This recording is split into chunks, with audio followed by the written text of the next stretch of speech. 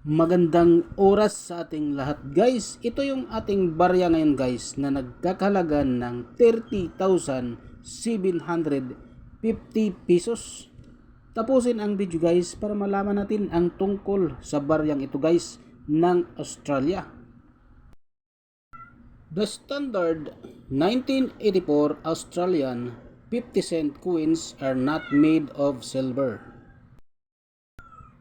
They are made from a copper-nickel alloy consisting of 75% copper and 25% nickel. Only the original round 1966 50 cent coin contained silver 80%. Because the silver value quickly exceeded the coin's face value, the Royal Australian Mint changed the 50 cent coin to its current 12-sided dodecagonal shape and copper-nickel composition in 1969, and all circulating 50 cent coins since then have remained non-silver.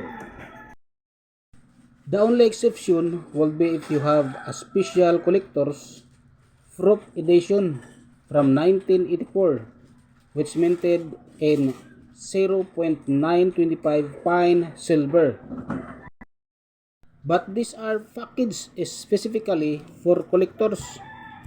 You can check your coins with to tell them apart. The circulating copper-nickel version weight exactly 15.55 grams.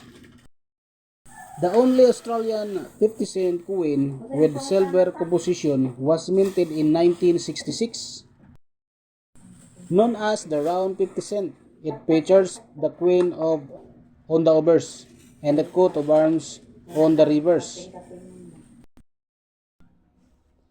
and is made of 80% silver and 20% copper.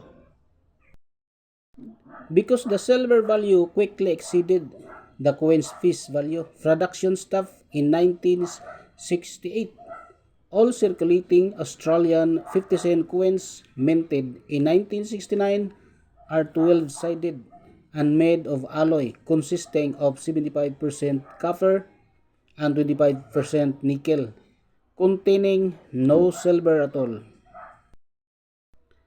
In AB selling online with the price of $500 sa Pilipinas ay umabot ng 30,750